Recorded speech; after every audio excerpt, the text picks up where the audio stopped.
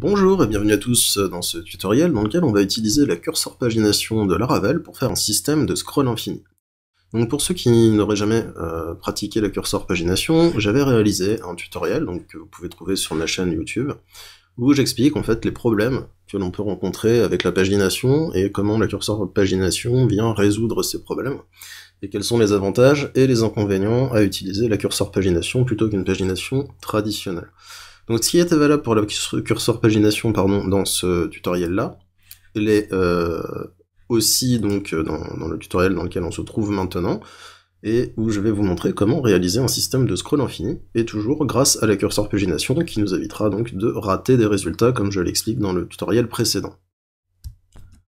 Donc je vous invite à ouvrir un terminal et on va créer une nouvelle application Laravel. Donc Laravel, new, alors je vais recopier cette ligne-là, voilà, qui était dans l'historique. Donc je crée une nouvelle application qui s'appellera Infinite Scrolling, je me place dedans, et ensuite comme j'utilise Valet, je fais un Valet Secure pour avoir le HTTPS donc dans les URL.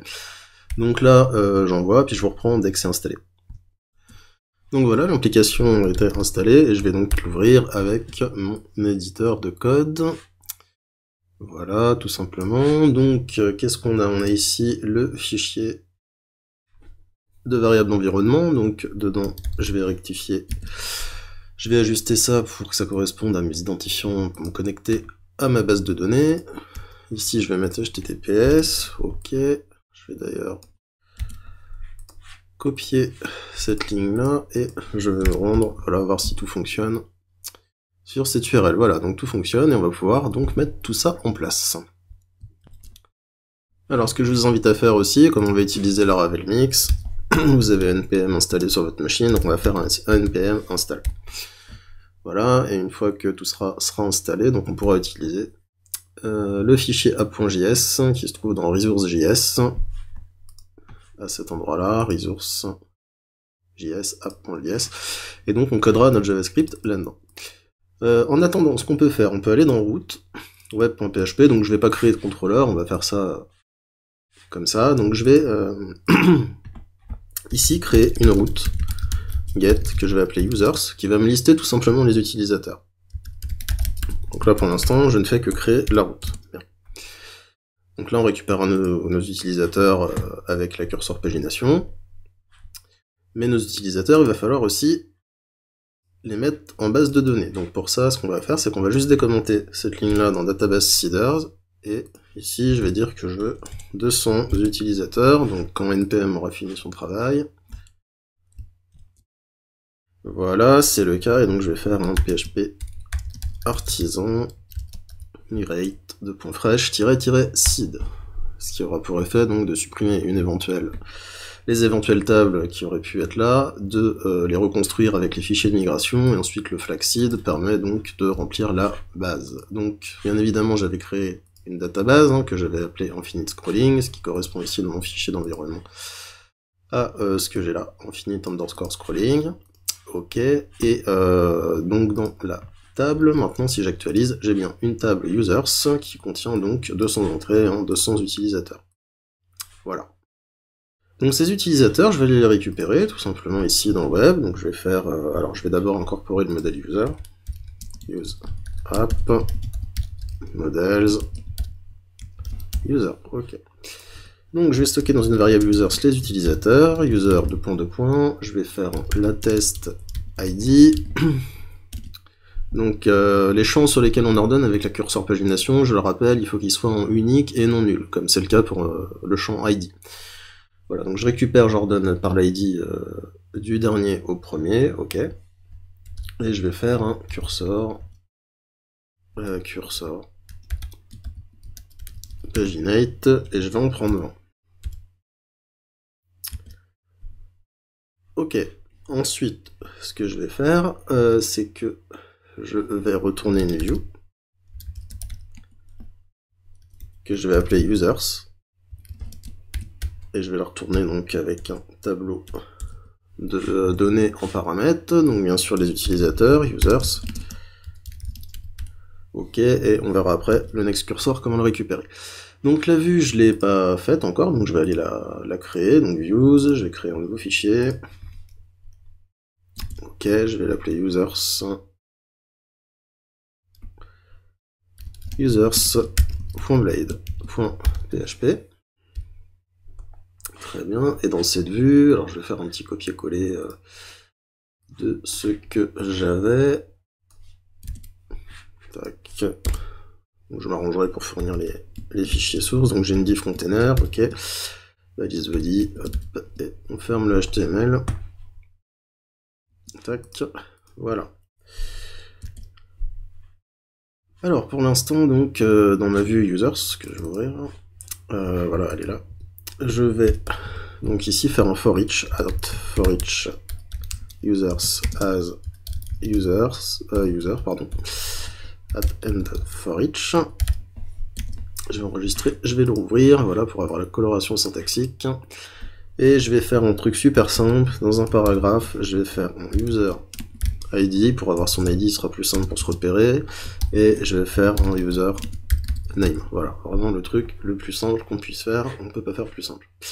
Donc ici, si je me rends sur l'URL / users, j'ai ici donc les 20 derniers, donc qui commencent par l'ID 200, donc du dernier, par ordre descendant, donc du dernier. Voilà, tout simplement. Donc je vais même pas, en fait, mettre les liens de pagination, j'en ai pas besoin, puisque moi ce que je veux faire, c'est que quand je vais arriver ici, en bas, je veux charger la suite des utilisateurs, donc les 20 utilisateurs suivants. Puisqu'ici on a mis 20 en pagination, donc là j'ai les 20 premiers, je voudrais les 20 suivants, et ainsi de suite. À chaque fois que je vais scroller et que je vais arriver en bas, donc ça on l'écoutera en JavaScript, et ben je veux que tu me donnes les résultats suivants, si jamais il y en a. Bien sûr, quand tu arrives à l'ID 1, il n'y en a plus, donc voilà, tu feras rien. Mais en tout cas, à chaque fois que j'arrive en bas de la page, je veux les résultats suivants. Alors d'abord, il faut faire quelque chose. On va voir comment récupérer le next cursor. Donc, pour ça, on peut faire if users, pas as, mais as more page. Donc ça veut dire qu'il y a plus de pages. Alors je vous invite à consulter dans la documentation, peut-être as more page, voilà. On est là, donc là, alors là on est dans le paginator, mais il doit y avoir, voilà, pour la curseur pagination, il y a la même chose, voilà, et vous avez un petit peu toutes les méthodes que vous pouvez appliquer donc sur les utilisateurs dans notre exemple, puisque c'est les utilisateurs qu'on pagine, voilà. Donc je vais stocker dans une variable next cursor est égal à user next cursor, tout simplement, c'est une fonction, hop, et on code. Et là, si je fais un die dump de next cursor, on va voir ce que ça donne donc à l'écran. Voilà, ça me donne le curseur en fait qui aurait été dans l'URL. Je vous invite encore une fois à aller consulter le tutoriel sur la curseur pagination, vous aurez plus d'informations. En gros, c'est une chaîne de caractères encodée qui permet tout simplement de récupérer les résultats. Voilà, donc, bon, ici je vais commenter, hop, et je vais faire passer le next cursor ici, next cursor. Donc s'il y a le next cursor, tu me mets le next cursor, sinon tu me mets une chaîne vide. Et donc comme je le passe à la vue, ici dans ma vue users, je vais aller créer une div, donc en dehors du for each, div qui aura l'id next cursor, voilà, et je vais mettre donc le next cursor ici, dans cette div, donc ça me permettra de le récupérer. Bien évidemment je vais la cacher après, mais pour l'instant on va aller voir ce que ça donne. Donc là ici j'ai une div dans laquelle il y a le next cursor. Donc si j'avais voulu, voilà, je fais hop, encore une fois, regardez le premier tutoriel si vous ne comprenez pas, voilà. Et c'est pas page d'ailleurs, c'est cursor est égal, voilà, et là vous voyez j'ai les résultats suivants, donc du 180 à 161. Tout simplement. Et donc là, si je reprends ce cursor-là, et que je le mets ici, tout simplement, j'ai encore les résultats suivants. Vous voyez, donc en fait, ce curseur va nous servir, à chaque fois, à pouvoir récupérer les résultats prochains, les résultats qui viennent après, dans la curseur pagination. Et donc ça, on va l'envoyer vers un... On va l'envoyer en Ajax, quand vous allez voir de toute façon. Ce qu'on va faire ici, c'est que cette div, je vais la mettre en style display none, tout simplement. Je vais revenir sur la page de départ avec nos premiers résultats, voilà, et tout simplement la div ici n'apparaît plus. Mais c'est toujours dans la page, bien évidemment. Si je fais un clic droit, fichier code source, j'ai bien ici le next cursor, vous voyez, donc on va pouvoir récupérer sa valeur en JavaScript et ensuite le transmettre donc par Ajax pour aller récupérer les résultats suivants, pour que PHP, donc le serveur, nous renvoie les résultats suivants. Donc ici, avant la fermeture du balise body, je vais mettre une balise script, et en source, donc on va avoir, alors pour l'instant il n'y a rien, donc, je vais utiliser le terminal, je vais faire npm run watch. Ce qui va donc me compiler tout ça, et je vais pouvoir donc utiliser Laravel Mix. Donc Laravel Mix, je vous ai dit, donc c'est dans le dossier app.js, resource.js app.js. On a le fichier bootstrap.js qui est requéri au même niveau. Et donc on va utiliser Axios pour faire nos appels en Ajax. Donc il n'y aura pas de jQuery, ça sera du JavaScript pur avec juste Axios pour faire l'appel en Ajax, Axios qui est configuré donc voilà par défaut là avec cette ligne là pour faire des appels, pour utiliser XML HTTP request, donc faire de l'Ajax. Voilà, donc c'est tout ce qu'il y avait à savoir sur ce fichier. On va voir si npm a fait son job. Oui, effectivement, il a compilé avec Webpack, pardon. Tout comme il fallait, donc il n'y a pas de souci. Ce qu'on va faire maintenant, donc, c'est écouter window.add event listener. Alors c'est DOM en majuscule, DOM content avec un C majuscule loaded, donc on écoute le chargement du DOM, function event, et je vais écouter maintenant le scroll, donc add event listener, scroll, donc fonction ok.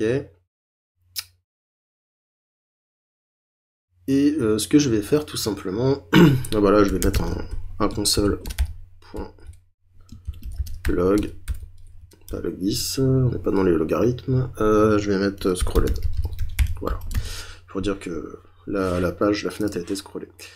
Donc ici, dans users, bien évidemment, on va faire ici un mix, utiliser le helper mix pour utiliser tout simplement le fichier JS dans lequel on est en train de coder, js app.js. Ok. Donc je vais actualiser ma page. Très bien. Je vais ouvrir la console. Alors, je vais pas passer en mode voilà. Et là, quand je vais scroller, en fait, hop, vous voyez, il me dit à chaque fois là scrolled parce qu'il a détecté donc le scroll. Donc ça tombe bien. Bon, maintenant, ce que je veux, c'est qu'on déclenche quelque chose quand on va ici arriver en bas de la fenêtre. Donc pour ça, alors revenons dans app.js, je vais le mettre là, je vais fermer le seeder, ok. Donc, au niveau du app.js, donc on va vérifier si on est en bas, donc quand on scroll, if, alors en double parenthèse, window.inner8 plus window.scroll y, donc sur l'axe des y, et plus grand ou égal à document.body.offset8. Donc si on est arrivé donc en bas de la page, et bien ce que je vais faire, c'est que je vais mettre dans console.log, je vais mettre bottom. Voilà, donc on enregistre, voilà, pas d'erreur, ok. Je vais réactualiser ma page. Très bien, et quand j'arrive en bas, hop, bottom. Là, hop, rebelote, bottom. Dès que j'arrive en bas, en fait, ça déclenche le console.log. Donc nous, ce qu'on va déclencher, c'est tout simplement un appel Ajax, mais on va d'abord dire quelle URL on doit appeler. Et on va aussi récupérer donc le next cursor. Donc je vais faire un let URL est égal à window.location.href. Donc l'URL courante qui est suffisant dans notre cas. Par contre, si vous avez des query strings dans l'URL, si vous avez des paramètres dans vos URL, ça peut ne pas être suffisant. Et là, à ce moment-là, pour votre cas particulier, je vous invite à rechercher, après faire une petite recherche sur votre moteur de recherche préféré pour savoir comment récupérer l'URL complète avec éventuellement les query strings qui peuvent se trouver dedans. Mais là, dans notre exemple, ça suffit, donc voilà, je vois pas de raison de se compliquer la tâche. Ensuite, je vais créer une variable next cursor qui sera égale à document.get element by id, voilà, tout simplement. L'id c'est next cursor, ce qui correspond ici à l'élément qui est l'id next cursor, et je voudrais son contenu, le contenu de cette div, qui correspond au next cursor. Donc ça, pour ça, je fais .inner html. Sinon, s'il n'y en a pas, je mets nul. Ensuite, je vais vérifier if next cursor, donc ça veut dire qu'il y a encore des résultats à aller rechercher. Et là, à ce moment-là, on fera notre appel en Ajax. Donc ce que je vais faire là pour l'instant, peut-être, c'est un console.log. Console.log. Qu'est-ce qu'on peut mettre? Je vais mettre URL et next cursor. Voilà. Donc pas d'erreur JS, c'est bon. Je vais actualiser la page. Ok. Donc là j'arrive en bas, tac. Il me met bien l'URL et le next cursor. Et à chaque fois que je vais arriver en bas, hop, il me le remet à chaque fois. Donc très bien. Donc avec ce next cursor, je vais pouvoir l'envoyer tout simplement vers une URL. Alors, pour envoyer le next cursor vers l'URL, je vais utiliser Axios. Donc Axios. Hop. Et on va faire un peu comme avec la méthode Ajax de jQuery. Je vais définir la méthode aget. L'URL, je vais définir donc l'URL qu'on a défini plus et cursor est égal à next cursor. Response type. Je veux que ce soit du JSON, voilà, on va envoyer les données en JSON du serveur. Et les datas, bah, qu'est-ce que j'envoie comme données? J'envoie le next cursor. Donc le next cursor, hop, next cursor. Bien, ensuite, .zen, donc ensuite on fait fonction response en cas de succès, et on fera nos vérifications, donc s'il y a bien du succès ou quoi, et si on a, on verra. Sinon, on va attraper une erreur, donc catch function error. Et là, je vais juste me contenter de faire un console.log de error pour récupérer éventuellement donc les erreurs. Voilà. Donc, comme j'envoie ça vers l'URL, donc web.php, donc ici dans cette URL, users, je vais devoir modifier un petit peu ce que j'ai fait. Donc déjà pour commencer, on va importer illuminate / pagination / cursor. Voilà, donc cette classe,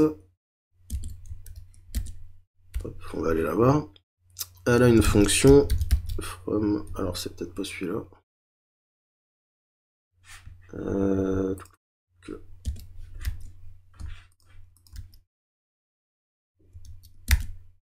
non, c'est pas celui-là, je me suis trompé. From encoded, je vais peut-être le retrouver là-dedans, non, ça y est pas. Bon. Donc c'est plutôt ce fichier-là, cursor.php, voilà, et qui doit avoir une fonction encode, ok, et une fonction from encode, et c'est cette fonction en fait qu'on va utiliser donc dans notre cas pour récupérer le cursor qui se trouve pas dans l'URL puisqu'on reste sur la même page, mais qui sera envoyé par la méthode get, et donc c'est comme ça qu'on va le récupérer, bah, vous allez voir comment. Tout simplement, donc là ce que je vais faire, c'est que ici je vais commenter la ligne, on va pas s'en servir en fait. Par contre, ce que je vais faire, c'est que je vais stocker dans une variable, donc next cursor, je vais faire est égal request query, donc next cursor, est-ce qu'il y a bien un next cursor qui a été envoyé par get? Si oui, eh bien, donc s'il a été envoyé par get en Ajax, hein, bien évidemment, donc on va récupérer ça, on va faire cursor from encode request query next cursor, tout simplement, on le récupère depuis la chaîne encodée, et sinon si on n'a pas, on mettra nul. Ensuite, je vais utiliser donc ce que j'ai récupéré donc pour aller chercher mes utilisateurs. Donc la test ID, voilà, je regarde cette même requête, et je vais utiliser donc cursor paginate. Là jusque là il n'y a rien qui change, là non plus, le nombre c'est 20, et ensuite ça prend en paramètre les champs qu'on veut récupérer, donc dans un array. Donc je vais récupérer l'ID et le name, puisque je n'ai pas besoin d'autre chose dans mon exemple précisément, donc bien sûr à adapter à vous. Ensuite il y a le nom du cursor, la variable dans l'URL c'est cursor, et je passe en dernier paramètre le next cursor que j'aurais récupéré de cette variable encodée tout simplement. Et donc là, je vais pouvoir récupérer mes utilisateurs. Donc ici, entre les deux, donc la view, je la retourne plus, hein, puisque je vais retourner une réponse du serveur par rapport à l'appel Ajax qui a été fait. Donc je vais faire if request Ajax. J'ai créé une variable retourne HTML, donc est égal à une view. Donc je vais la créer, hein, elle n'existe pas encore. Donc dans un dossier include, je vais l'appeler userslist. Hop, et je vais la renvoyer avec quoi? Avec les utilisateurs que j'ai récupérés. Users,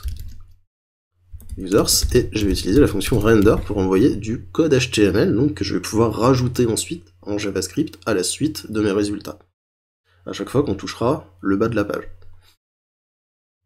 Donc retourne HTML est égal à ça, et je vais renvoyer une réponse en JSON, donc response JSON, qui prendra en paramètre donc un array, et ce array, donc je vais mettre une variable success qui sera égale à true. Ok. Le HTML, c'est tout simplement la réponse en HTML que j'ai stockée dans cette variable, retourne HTML, et le next cursor qui sera égal donc au next cursor. Très bien. Donc là maintenant côté serveur, mon code est fait, hein. Logiquement on n'a plus rien à toucher. Voilà, donc je vais le rendre maintenant dans mon fichier app.js et je vais vérifier. Donc ici, s'il y a une réponse et qu'elle est valide, donc si response, je vais peut-être faire en console.log response en fait. Console.log response, enfin response.data on va mettre. Voilà, donc on va récupérer, alors je vais fermer, actualiser, voilà, hop, ah, definite content request, ok, donc ligne 38, non, web.php, request, effectivement, voilà, donc j'actualise, très bien, et donc quand j'arrive en bas, ah, là on m'a dit qu'il y a une erreur, et que j'ai en code 500. Donc si je vais dessus, tout simplement, en fait, c'est parce que j'ai pas créé ma vue. Logiquement, c'est ce qu'il va me dire. Voilà, ouais, view include users, là, je sais pas si vous voyez bien, not found, donc la vue n'a pas été trouvée, effectivement, puisque on l'a pas créée. Donc on va y aller de ce pas, je vais créer donc dans mon dossier views un nouveau dossier que je vais appeler include. Alors là, je sais pas ce qu'il me fait. Hop, ici. Non, pas open folder, new folder, voilà, ça ira mieux. Et je vais l'appeler include. Ok, donc include, je vais créer un nouveau dossier. Et je vais l'appeler, comment on a dit qu'on l'appellerait? Users list. Ok. Donc je l'enregistre.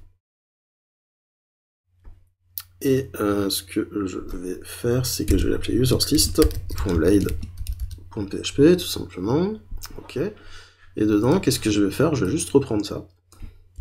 Voilà, et je vais le recopier ici. Tout simplement, voilà le contenu de cette vue. Donc bien évidemment, vous pouvez envoyer des vues HTML plus complexes, mais voilà, pour l'exemple, ça fera l'affaire en tout cas. Alors, voyons voir, on va revenir dans la console.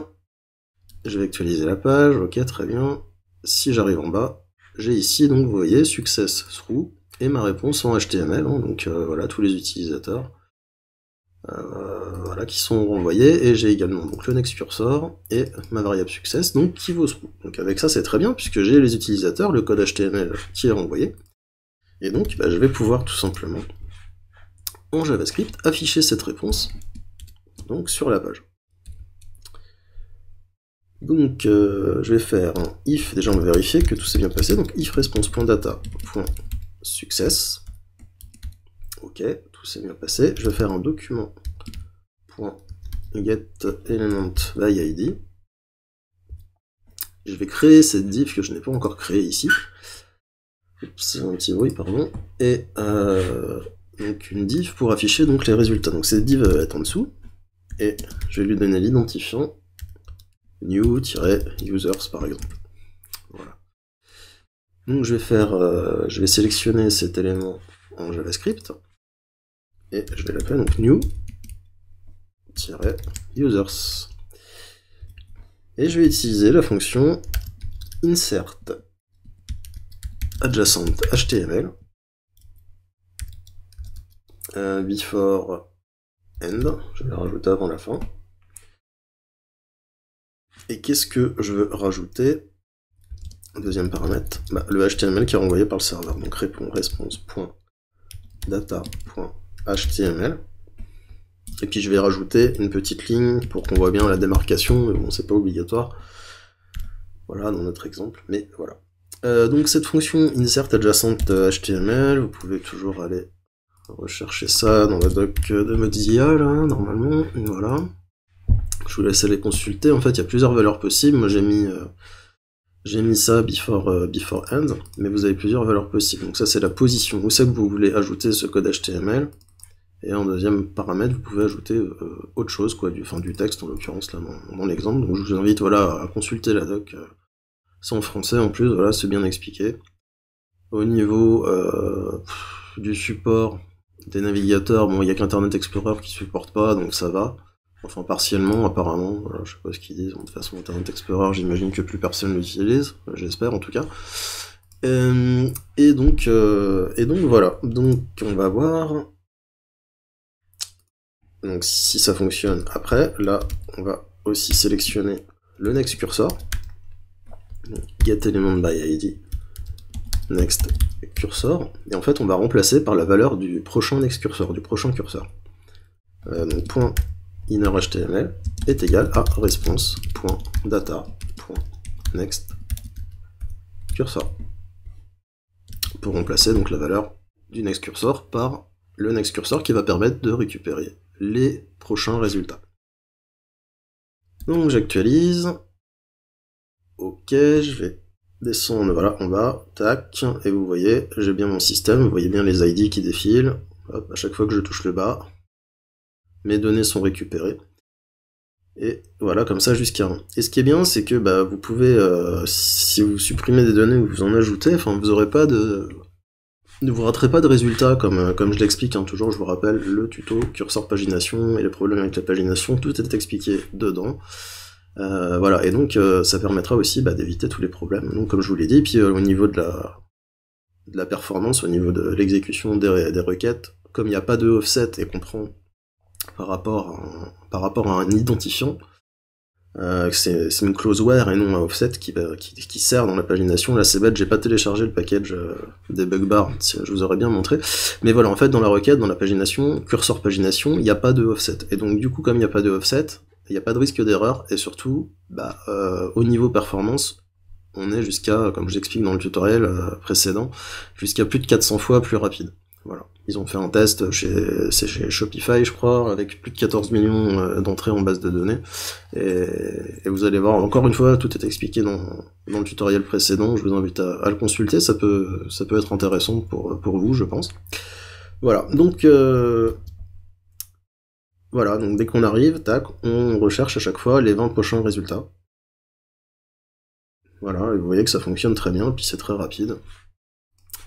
Tout ça tout simplement avec juste un petit peu de JavaScript en se servant d'Axios pour envoyer. Vous auriez pu le faire avec Fetch aussi, hein, si vous utilisez Fetch. Mais bon, Axios, moi j'aime bien, c'est quelque chose d'assez robuste, d'assez utilisé.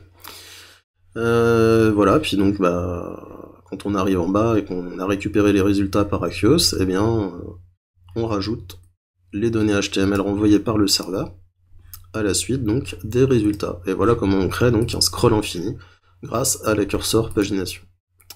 Voilà, donc écoutez, j'espère que le tutoriel vous a plu. Si c'est le cas, n'hésitez pas à liker, abonnez-vous, cliquez sur la cloche pour recevoir les notifications quand il y a une nouvelle formation, un nouveau tutoriel.